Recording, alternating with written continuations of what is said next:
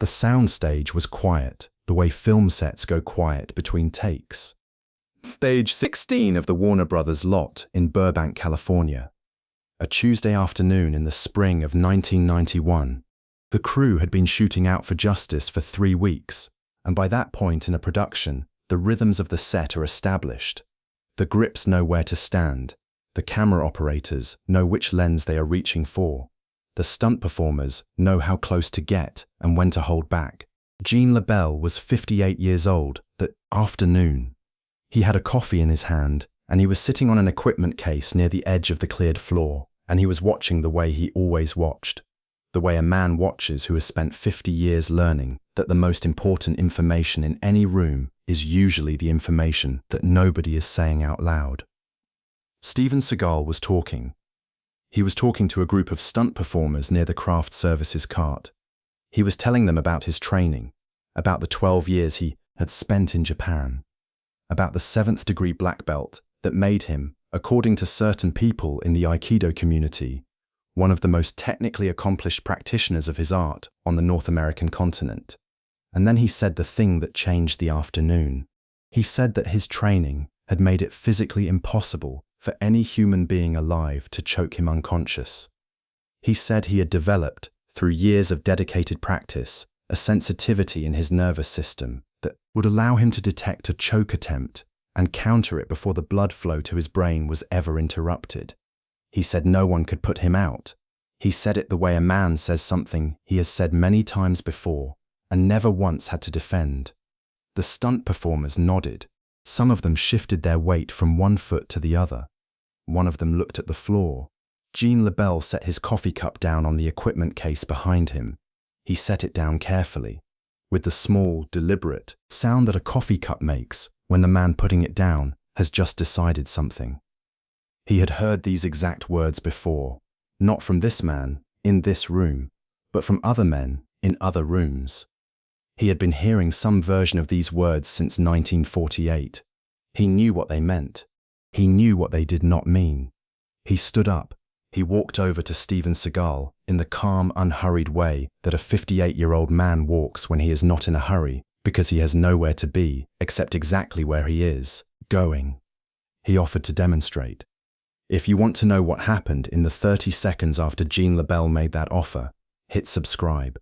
Because before we get to stage 16 in 1991, we need to go back 28 years. We need to go to a fight that almost nobody outside a small circle of martial arts historians knows happened.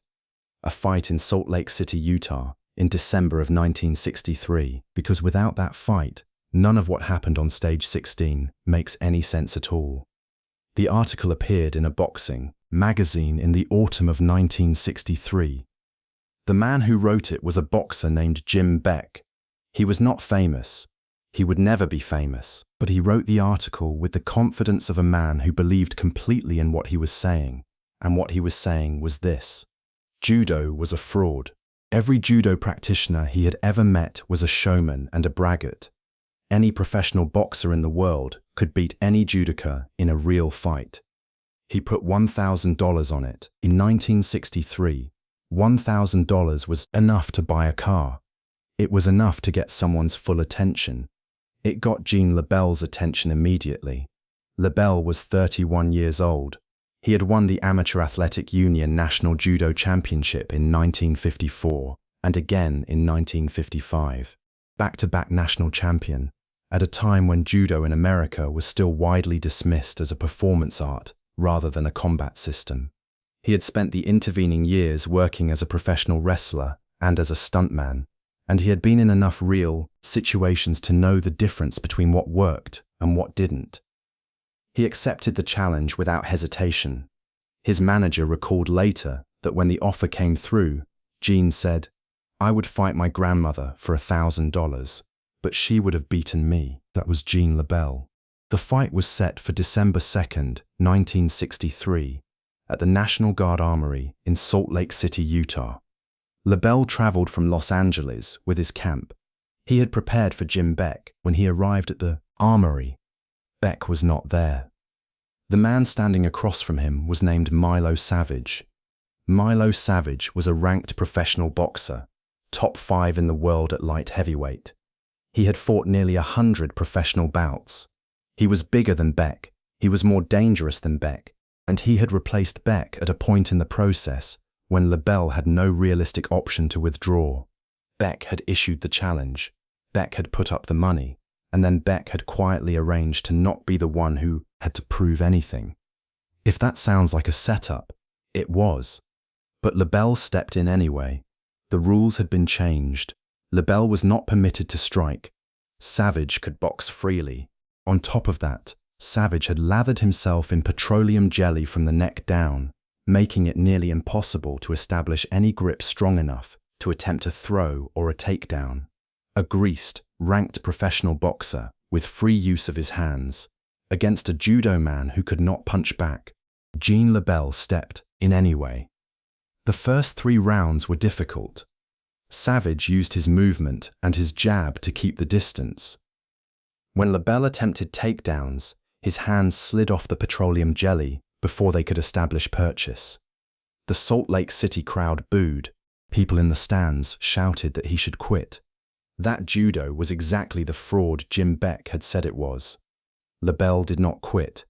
He was patient in the way that a man is patient when he has been trained since he was 6 years old to wait for the right moment. He had been taught catch wrestling at his mother's venue in Los Angeles by Ed Strangler Lewis, a man who had made his professional living breaking opponents with joint locks and chokes. He had trained in Japan. He had competed in tournaments where the other man was also trying to win. He was the most patient man in the building. In the 4th round, he got his moment. Savage threw a left hand that came in slightly high. LeBell slipped it, closed the distance in 1 step, and executed a sweeping hip throw that sent the professional boxer crashing to the canvas. Savage hit the mat hard.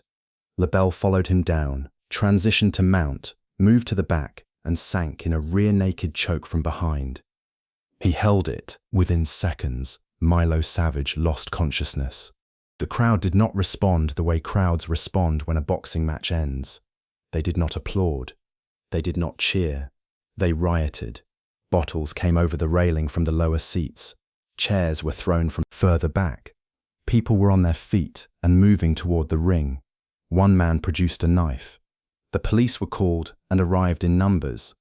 LeBell stood in the ring through all of it, helped the referee bring Savage back to consciousness, and when the boxer had come around, shook his hand. Then he walked out through a hostile crowd that was still throwing things. He was 31 years old. He had just won what would later be recognized as the first mixed martial arts contest ever televised in American history. He had done it in a rigged fight against a better-equipped opponent in a hostile city, surrounded by people who wanted him to fail. He collected his $1,000. He drove back to Los Angeles. He did not talk about it much. 3 years later, Gene LeBell walked onto a television set in Hollywood and met the man who would later become the most famous martial artist in the history of the world. The show was The Green Hornet. The year was 1966. The man playing Kato was a 25-year-old actor and martial artist from Hong Kong named Bruce Lee. Everyone on the set already knew that Lee was different. The way he moved in rehearsals was not the way actors moved in rehearsals. It was not performance. It was not choreography pretending to be real. It was the movement of someone who had spent his entire life studying how the human body generates and delivers force, and had found answers that most people never thought to look for. They called Gene LeBell. The first day, on set, LeBell did what he always did when introduced to a new partner. He established the physical relationship clearly and without ambiguity. He picked Bruce Lee up, put him over his shoulder in a full fireman's carry, and ran around the entire set with him. Most people would have been furious. Most people would have demanded an explanation. Most people would have walked off the set. Bruce Lee asked Gene LeBell to teach him, because Lee understood something in 1966 that the broader martial arts world would not fully accept for another 30 years. He understood that a man with a black belt in every striking art ever invented was still vulnerable to someone who knew how to take the fight to the floor.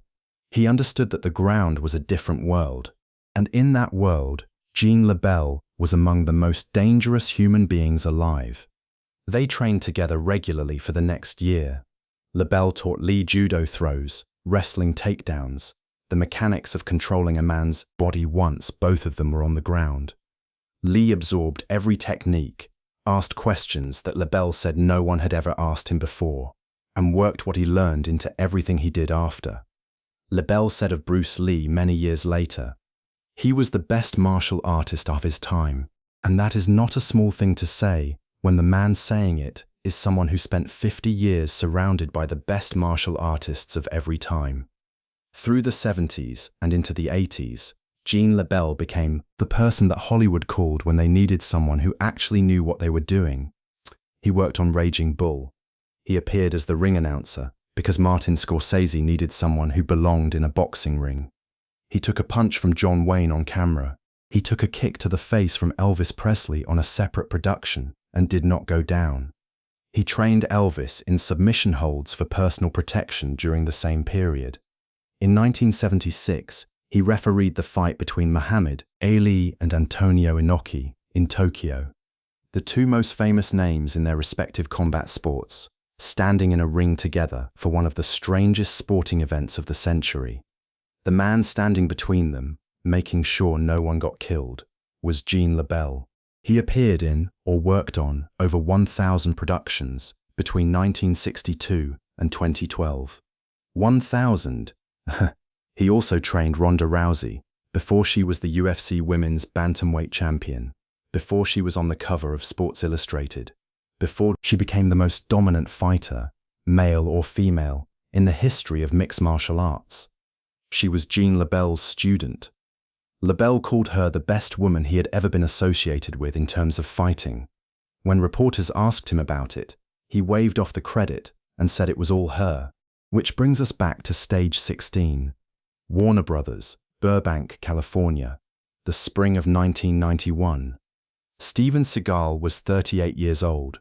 He was 6'4" and 230 pounds. The 12 years he had spent training Aikido in Japan were real. The 7th degree black belt was real. He had had 4 consecutive successful films in 3 years. Somewhere inside all of that, the gap between what Steven Seagal knew and what Steven Seagal believed he knew had grown wider than he understood. He was standing near craft services. He was talking to a group of stunt performers. The conversation had turned to chokes, and Steven Seagal said that his Aikido training had made him immune to being choked unconscious. He said no one alive could put him out. He said it with the fluency of someone who had been saying it for a while. He said it the way a man says something that has never been tested in front of someone capable of testing it. Gene LeBell was 4 feet away. He had heard this claim before, not from this man, from others. He had heard it from boxers in the 1950s. He had heard it from wrestlers in the 1960s. He had heard it on every set he had ever worked on, from men who had spent so long performing combat that they had begun to confuse the performance with the real thing. He walked over to Steven Seagal. He said, in the casual way that a 58-year-old judo legend says things, when he has actually been thinking about them for some time, that he would be happy to demonstrate his chokehold technique if Mr. Seagal was interested. Steven Seagal said yes. He said go. Gene LeBell applied the hold. The details of what happened next have been confirmed in print by Joe Rogan. They have been described by Ronda Rousey. They have been corroborated by stunt performers who were on stage 16 that afternoon and who told the story to other stunt performers on other sets, in the careful way that people tell true stories when they know the people listening will recognize them as real. Within seconds, Steven Seagal lost consciousness. When he came to, it became apparent to everyone present that something else had also occurred. The kind of physical response that can happen when the body loses all voluntary control without warning. When every muscle, including every muscle, simply stops. Gene LeBell, when asked about this incident directly by journalist Ariel Helwani many years later, did not gloat. He did not describe Seagal with contempt. He said, well, if a guy soils himself, you can't criticize him, because if they just had a nice big dinner an hour before, You might have a tendency to do that. Then he said that Steven Seagal was a fine martial artist, the man who had just demonstrated in front of a film crew that the most visible practitioner of Aikido in American cinema could be rendered unconscious in seconds, immediately defended him. Because Gene LeBell had nothing to prove to anyone. He had not had anything to prove to anyone since 1963. He walked back to his equipment case. He picked up his coffee. Gene LeBell died on August 9th, 2022. He was 89 years old. He died in his sleep at his home in Sherman Oaks, California, which is less than 20 miles from the Warner Brothers lot in Burbank, where a young judo champion from Los Angeles had first walked onto a film set 60 years earlier. Two-time national judo champion, professional wrestler for 25 years, Hollywood stuntman and coordinator for 50 years. The man who won the first mixed martial arts contest ever televised in America, 30 years before the UFC existed. The man who trained Bruce Lee, who trained Chuck Norris, who trained Ronda Rousey, who worked on 1,000 productions, who stood between Muhammad Ali and Antonio Inoki and kept them from killing each other. And at 58 years old, he walked across a soundstage, listened to a man say something he had heard many times before, and did what he had always done when someone said it. He demonstrated. There is a thing that gets said in martial arts circles. The most dangerous man in the room is the man with nothing to prove. Gene LeBell had proven everything worth proving before most of the Gene people on stage 16 that afternoon were born. That was exactly what made him, when the moment arrived, so completely and quietly unstoppable. But Gene LeBell was not the only man in that room on stage 16 who had something to teach Steven Seagal. 3 weeks before LeBell applied the choke, someone else had walked onto that same soundstage. Someone who had also trained with Gene LeBell. Someone who had also spent 40 years proving that real technique beats reputation every single time. And what happened on that afternoon, the thing that happened before the choke, the warning that Seagal didn't take, is a story that almost no one knows.